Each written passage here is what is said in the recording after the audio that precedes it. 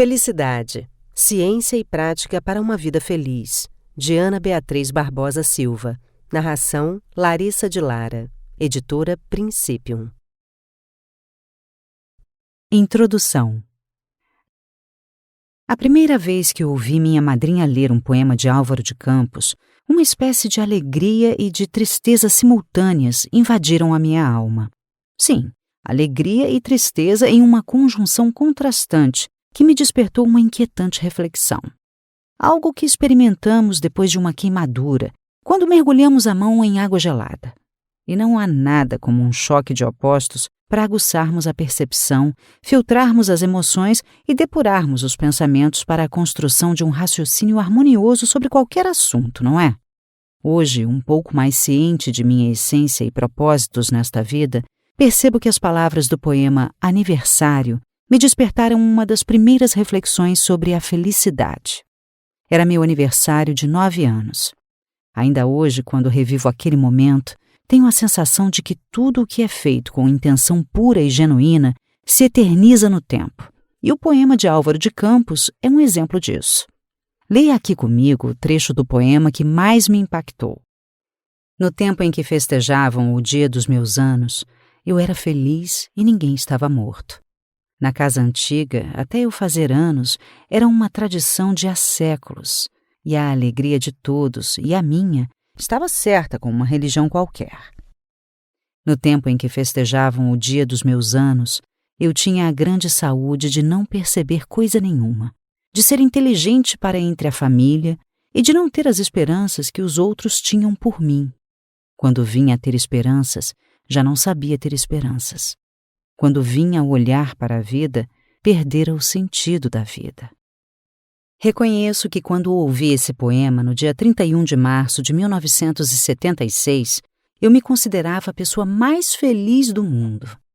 E olha que havia apenas 20 dias que minha avó paterna tinha falecido de maneira inesperada. Não pense que é exagero de expressão, pois de fato era assim mesmo que me sentia. Eu tinha a melhor avó do mundo, que me dizia todos os dias em horários marcados, às 6:30 da manhã, depois às 5 e às 9 da noite, pelo telefone fixo, o quanto ela se importava com meus dias e o quanto eu era amada por ela. Eu simplesmente era a boneca da vovó. Era exatamente assim que ela me chamava. E isso era tudo do que eu precisava para ser feliz naquela época. Até completar 9 anos, eu realmente tinha a inocência de achar que a vida era uma grande festa com 2 ápices anuais: meu aniversário e o Natal. No meu aniversário era o pode tudo. Escolher a roupa nova, os lanches dos melhores restaurantes de fast food, os refrigerantes, os doces e o bolo com a carinha dos personagens mais badalados dos filmes e seriados da época. No Natal, o protagonismo era dividido com meus primos. Éramos 14 e eu era a caçula. Sempre foi muito mágico estarmos todos juntos, entre canções, jogos, fotos, brinquedos e muita alegria. O tempo podia parar naqueles dias, pois éramos felizes, sabíamos e nos orgulhávamos de tudo aquilo. Quando as comemorações natalinas e do Réveillon terminavam, uma espécie de tristeza tomava conta de mim. E eu me perguntava: este novo ano será tão bom quanto o que passou? No fundo, eu sabia que um dia aquela felicidade toda seria abalada.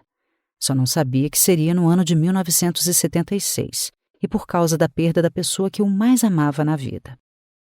O ano de 1976 foi certamente o mais triste da minha vida. Esbravejei com Deus e fui tomada por uma espécie de espanto ao perceber que, apesar da minha dor, a vida continuava a acontecer. O sol brilhava, as escolas funcionavam, as pessoas iam e vinham, os pássaros cantavam, as flores se abriam. Foi nesse momento que percebi de forma clara que, independentemente de cada um de nós, existe uma ordem universal que faz a vida transcender o indivíduo.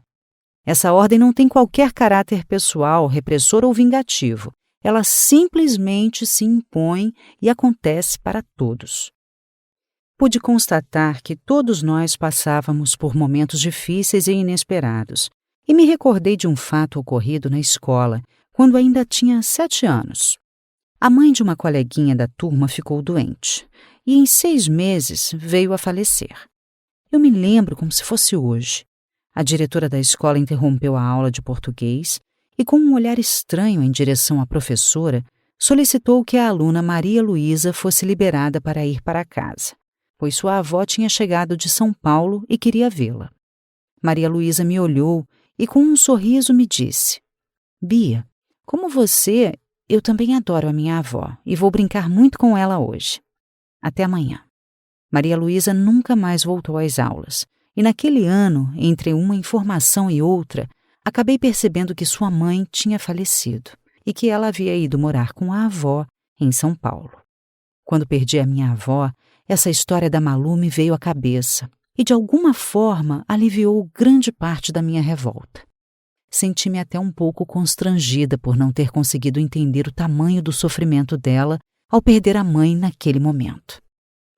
De forma inexplicável para mim, naquela época, 3 meses após a morte da minha avó, me peguei brincando, sorrindo e fazendo planos para o Natal, Réveillon e para meu aniversário de 10 anos. Em pouco tempo, minha mente abandonou as cenas de dor e deu espaço para as lembranças boas, e pude reconhecer que as boas recordações eram infinitamente maiores no território dos meus pensamentos. Isso reforçou minhas esperanças na vida. Os anos se passaram, e quando me dei conta, já era uma adolescente envolta em pensamentos sempre questionadores. Ficava intrigada com a capacidade humana de superar momentos difíceis e seguir em frente, ora de forma tímida ou amedrontada, ora de maneira resiliente e transformadora. Outro assunto que ocupava minha mente era o porquê da nossa existência e as leis que regiam o universo. Não preciso nem dizer o quanto as disciplinas escolares de biologia, química e física me fascinavam. Elas me enchiam de esperanças, afinal tratava-se de conhecimentos que poderiam me ajudar na busca das respostas às minhas inquietantes perguntas. A biologia me abriu a visão para a beleza e a complexidade da vida, nas suas mais diversas formas.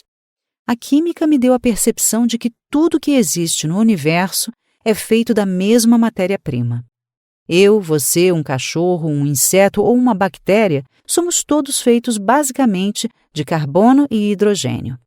E a física me fez entender que, de fato, a existência, seja ela macro ou micro, obedece às leis previamente estabelecidas que independem da nossa vontade, mas que nos possibilitam viver com algum grau de previsibilidade. Foi por meio da física que descobri que tudo o que existe não é aleatório. Não existe o caos puro, e sim o cosmos. E foi nessa relação de busca por respostas existenciais que a biologia, a química e a física me conduziram, de forma intuitiva e também instintiva, à escolha do que seria o meu ofício, e, ao mesmo tempo, o sentido e o propósito da minha vida. Interessante é que, para mim, a medicina não foi uma escolha racional. Eu sabia que queria ajudar as pessoas, mas essa ajuda não passava por algo material ou corpóreo. Sentia que meu auxílio, fosse ele qual fosse, teria que despertar nos outros os sentimentos transcendentes que vivenciei ao me aprofundar nos estudos das ciências biológicas, da química e da física. Dentro desse espectro, pensei em ser professora de física, bióloga, historiadora, até mesmo teóloga. No ano do vestibular, estava inclinada a prestar para física. Inclusive dizia a todos que me indagavam sobre minha decisão: ainda não estou bem certa da minha escolha, mas tenho uma certeza. Não quero nem engenharia nem medicina. No dia da inscrição para o vestibular, saí de casa com uma espécie de cola preparada por minha irmã para preencher a ficha de inscrição para o curso de odontologia. Isso mesmo. Minha irmã, sempre preocupada com meu futuro, já havia se formado em odonto, tinha um consultório e, ao perceber minha indecisão, me disse: você faz odonto, trabalha comigo e, paralelamente, cursa a física que você tanto deseja. Assim terá seu sustento e seu prazer pelo conhecimento satisfeitos. Aos 16 anos, tinha a noção exata de que minha irmã desejava o melhor para mim e de que ela também tinha mais experiência de vida que eu, por isso não contestei suas orientações. Além disso, sua capacidade de organização e assertividade para questões burocráticas, aliada à minha total inabilidade para esses assuntos, me fizeram pegar a cola da inscrição com tranquilidade e confiança. Chegado o dia, minha irmã não pôde me acompanhar. Então adentrei sozinha o salão de inscrição da Sesgran Rio, que na minha região ficava na sede da Universidade Estadual do Rio de Janeiro, UERJ. Entrei na fila compatível com a letra inicial do meu nome. Havia 12 pessoas na minha frente. E enquanto aguardava minha vez, fui tomada por uma sensação de que havia algo errado. Parecia que eu estava sob um ataque, mas sem qualquer inimigo visível. Senti minha boca seca, as extremidades frias, o coração disparado e a visão levemente turva. Atrás de mim, um rapaz atento percebeu que havia de fato algo errado comigo e gentilmente me ofereceu água e biscoitos. Aceitei a água, mas recusei os biscoitos, pois estava me sentindo um pouco enjoada. Olhei para ele e agradeci pela água. Perguntei seu nome e ele disse: "Me chamo Caio." Após alguns minutos, e já refeita do mal-estar, puxei assunto. "Como você percebeu que eu não estava bem?"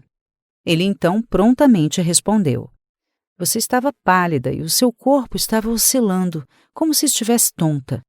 Eu achei aquilo tudo muito interessante.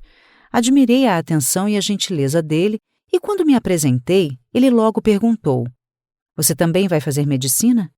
Olhei para ele e respondi de maneira bem insegura que ia fazer odonto, e enquanto respondia ao Caio, pude olhar para mim mesma e constatar que não era aquilo que eu queria. Em uma espécie de impulso inexplicável, decidi que faria medicina. Sem entender muito o que estava acontecendo, mas com o coração tranquilo, pedi ajuda ao Caio para preencher um novo formulário de inscrição. E ele prontamente pegou minha cola, onde estava escrito odontologia, apagou e escreveu medicina. Para finalizar, ele me perguntou se minha primeira opção seria o UERJ ou Universidade Federal do Rio de Janeiro, UFRJ. Eu respondi que era o UERJ, e ele me disse que a opção dele era o UFRJ. A fila andou, fizemos as inscrições e, após tomarmos um café em uma barraquinha de um vendedor ambulante, desejamos boa sorte um ao outro e caminhamos para direções opostas. Quando me dei conta de que não havia anotado o telefone de Caio, olhei para trás e pude vê-lo subir no ônibus. Tarde demais. A época do vestibular passou e eu entrei para o curso de medicina na UERJ. Confesso que nos primeiros 2 anos do curso tive algumas dificuldades, já que eram muitas matérias teóricas e nada de prática. Eu me perguntava se havia realmente feito a escolha certa ou se compreender o cosmos por meio da física não seria algo mais interessante e edificante. Será que a decisão de fazer medicina não havia sido um impulso de pura imaturidade? Com essas indagações, finalizei o ciclo básico. Ao começar o 3º ano de medicina, finalmente a parte clínica teve início. Tínhamos contato direto com os pacientes todas as manhãs e, na parte da tarde, nos dedicávamos às matérias teóricas. Aí sim, as coisas começaram a mudar, especialmente quando assisti a uma palestra sobre a consciência, com o professor Oswaldo Luiz Said, médico psiquiatra, professor assistente da cadeira de psiquiatria da faculdade. Lembro como se fosse hoje. Fecho meus olhos e lá estamos. Eu e meus colegas no auditório principal do Hospital Pedro Ernesto, no bairro de Vila Isabel, no Rio de Janeiro. E aquilo que deveria ser mais uma das palestras do nosso vasto currículo no curso de medicina acabou se tornando fundamental para mim. Em uma manhã ensolarada de sexta-feira, um homem franzino e muito branco adentrou aquele auditório repleto de alunos, subiu no tablado e desenhou na lousa à sua frente um gráfico. Em tom provocador e entusiasmado, ele entonou em voz firme e forte a seguinte questão: o que é consciência? O impetuoso questionamento foi acompanhado de um silêncio um tanto constrangedor que tomava conta do ambiente. De maneira instintiva, me lancei a responder a desafiadora pergunta e disse: professor, quando ouço a palavra consciência, 2 sentimentos me vêm à cabeça. Um de ordem prática, ou seja, se estou acordado ou não, e outro de ordem subjetiva, que me remete ao fato de eu ser consciente de quem eu sou e qual o meu papel no mundo. Com um sorriso de aprovação, o professor continuou dizendo: em parte, você já explicou o gráfico aqui colocado e, de certa forma, seu ponto de vista está correto. Agora vou explicar melhor o que é estar consciente e ser consciente.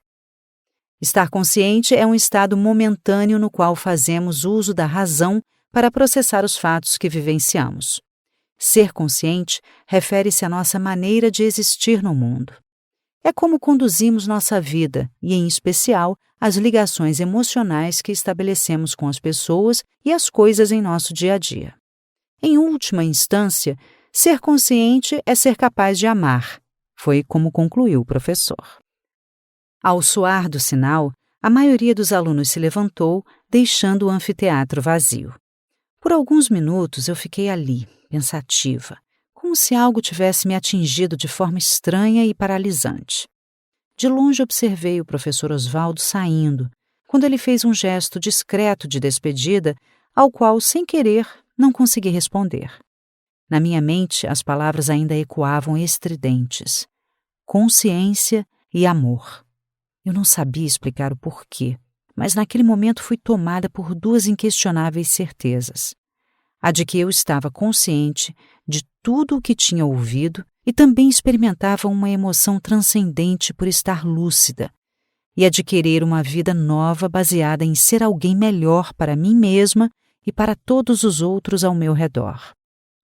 Aquela aula foi decisiva na minha vida, e a partir daquele dia eu compreendi que a minha vida profissional deveria ser uma harmoniosa relação entre a razão científica e a afetividade exercida nas relações interpessoais estabelecidas com todos os que cruzassem meu caminho.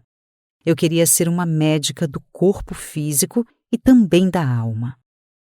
A essa altura você deve estar se perguntando o que tudo isso tem a ver com o tema deste livro, que é a felicidade. Pois é, e a tal da felicidade? Onde entra? Para falar a verdade, naquela época, década de 80 do século passado, eu também não associava nada daquilo com a felicidade em si. No entanto, hoje, vejo de forma clara e cristalina que o portal da felicidade me foi aberto naquela sexta-feira ensolarada de 1985. O que eu fiz desde então foi caminhar nessa estrada com o coração repleto de esperança de estar fazendo o que o cosmos, ou o Uno Supremo, espera de mim, ou seja, de estar exercendo da melhor maneira possível a condição de ser um ser humano de verdade nessa breve vivência material. E quando alguém me pergunta: mas aonde você quer chegar? Eu simplesmente respondo, primeiro para mim mesma e depois para quem me perguntou. Eu não sei, mas isso não tem a menor importância, pois o que importa mesmo é me manter nessa trilha, tendo a paz interior como melodia de fundo. E é exatamente isso que me proponho com este livro. Dividir com vocês tudo o que pude aprender sobre o verbo felicidar, o aqui e agora, o dia após dia, até que a vida acabe, ou até que a vida mude de forma. Felicidar é uma palavra que utilizo para tentar abranger tudo o que pode contribuir para a nossa prática diária de ser feliz. Por isso, reuni neste livro alguns dados racionais de conteúdo científico, pensamentos filosóficos, além de crenças psicológicas, culturais e pessoais. Não tenho a pretensão de fazer o seu script para a felicidade. Estamos aqui para nos lapidarmos até que reste o que há de melhor em nós. Nesse ponto, somos todos iguais, ainda que muitos não consigam ainda perceber esse processo. Dentro desse contexto, se dê a vida para receber dela belas estradas. Você certamente será feliz na própria caminhada. Agora, prepare sua mente, pois a nossa jornada de felicidade vai começar. Será que estamos buscando a felicidade nos lugares e no tempo certos? Capítulo 1. Você é feliz? Questionário dos níveis de felicidade. A proposta essencial deste livro é abrir uma reflexão sincera e profunda sobre o que é felicidade, os fatores internos e externos capazes de influenciá-la e, principalmente, entender por que os seres humanos estão cada dia mais se sentindo infelizes. E para iniciarmos essa desafiadora jornada, proponho uma simples e direta pergunta. Você que está lendo este livro é feliz? Você não precisa nem deve responder agora, pois apesar de parecer um questionamento simples, de simples ele não tem nada.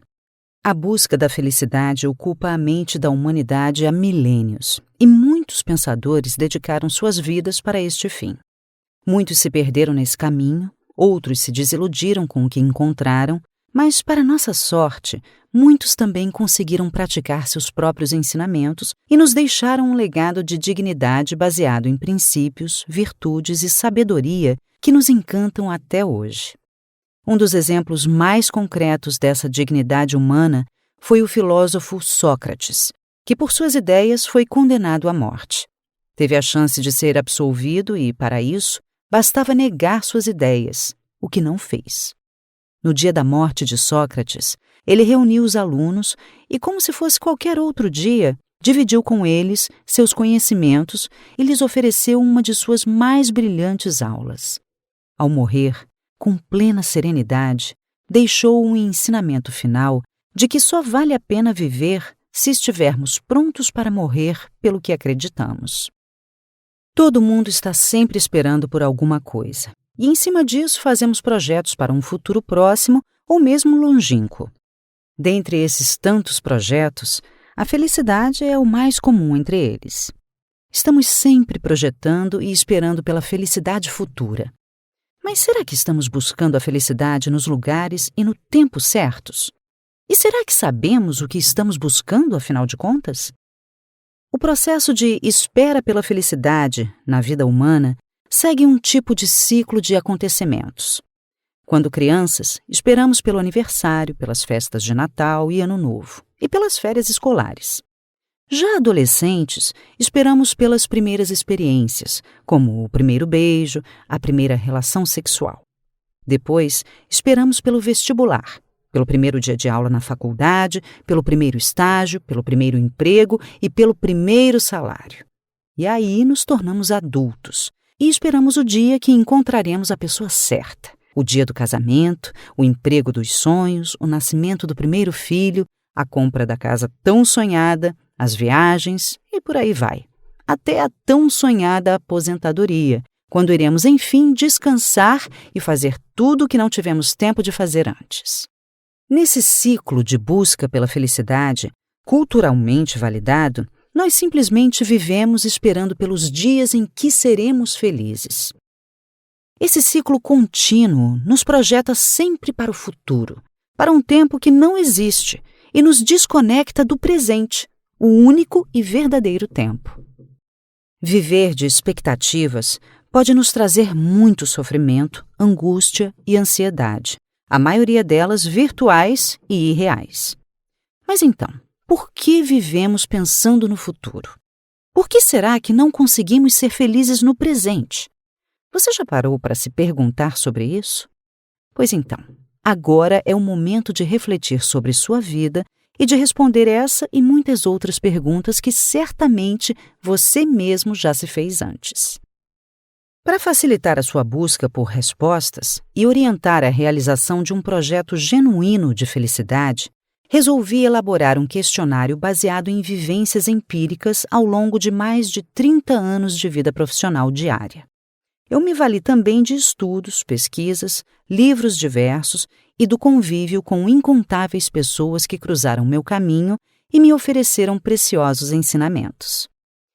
Desenvolvi este teste em parceria com Helena Mello, com base no teste de felicidade da Universidade de Harvard.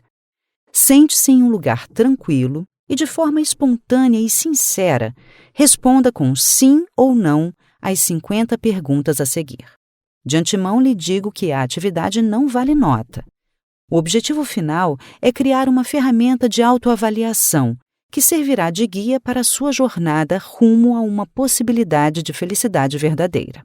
Só de respondê-las, você já estará refletindo sobre práticas que podem proporcionar uma sensação de felicidade no seu dia a dia. Situações cotidianas. Ajudar alguém te faz bem? Faz exercícios físicos com frequência?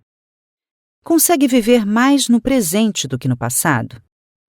Consegue viver mais no presente do que no futuro? Agradece com frequência? Frequentemente é gentil com pessoas que não conhece? Acorda se sentindo descansado? Alimenta-se bem, come de forma saudável e sem exageros? Comemora as pequenas conquistas? Costuma praticar algum tipo de meditação? Abraça alguém com frequência? Lembra-se da última vez que riu de si mesmo? Tem contato frequente com a natureza? Já fez as pazes com alguém com quem brigou? Considera-se uma pessoa com fé? Pede desculpas frequentemente? Acredita na sua capacidade? Conhece seus dons? Conhece o seu propósito de vida e está alinhado com ele? É sincero consigo mesmo e com as pessoas à sua volta? Para você, tomar decisões é uma tarefa fácil? Passa menos de 2 horas por dia em frente à TV ou nas redes sociais? Consegue gastar menos do que você ganha? Bebe 2 litros ou mais de água por dia? Acredita que tem um efeito alegre em relação aos outros? Faz suas obrigações sem reclamar? Gosta e tem admiração por si mesmo? Gosta de mudanças? Gosta de aprender? Gosta de ensinar? Possui metas claras para sua vida? Tem relacionamentos saudáveis? Tem amigos verdadeiros? Já deixou de comprar algo porque não tinha utilidade na sua vida? Sabe quais são as prioridades da sua vida? Consegue esquecer o celular em casa e não voltar para buscar? Considera-se uma pessoa interessante? Lembra-se da última vez que elogiou alguém verdadeiramente? Sabe se perdoar? Sabe aceitar ajuda? É uma pessoa otimista com a vida? Sente que tem muita energia? Tem memórias felizes do passado? O sofrimento do outro mexe com você? Já corrigiu algum erro mudando na prática? Já abriu mão de um benefício pessoal por outra pessoa? Acredita que o mundo é um lugar bom? Confia na maioria das pessoas ao seu redor? Sabe que a sua felicidade não está nas mãos dos outros? Usa sua criatividade e imaginação no dia a dia? Considera-se uma pessoa resiliente? Total. Agora vamos ao seu resultado. Estabeleci 5 níveis de contentamento, de acordo com as respostas afirmativas, e são eles. Respostas afirmativas. De 1 a 10, a sua saúde está em jogo. E, além de aparentemente passar despercebido pela vida, você também parece estar descontente com ela. Está na hora de refletir sobre o que pode ser mudado e o que pode fazer por você a partir de hoje. Sem se prender ao futuro ou ao seu passado, a mudança precisa vir. De 11 a 20. Como muitas pessoas, você se sente deslocado do mundo à sua volta. A rotina de dormir, acordar, comer e dormir de novo sem qualquer propósito pode estar fazendo muito mal para você. O sinal de alerta já está ligado. E agora cabe a você se concentrar em coisas que o conectem mais com pessoas e atividades de que goste. De 21 a 30, você está na média. O que não é bom nem é ruim, mas pode melhorar. Muitas vezes a apatia de não se incomodar com problemas ou não se alegrar com conquistas precisa ser melhor trabalhada em você. Procure se voltar mais para o momento presente e para as pessoas que estão ao seu redor. De 31 a 40, você está no caminho certo. É claro que podemos melhorar algumas coisas para transformar nossa jornada em algo mais proveitoso e mais feliz. Acredite, nenhuma transformação ocorre do dia para a noite, mas dar o primeiro passo nunca foi tão importante. De 41 a 50, parabéns! Você faz parte de uma pequena parcela que se sente verdadeiramente contente com a sua vida. Você presta... Esperamos que você tenha gostado desta prévia. Para continuar ouvindo este audiolivro no Google Play Livros, use o link na descrição do vídeo.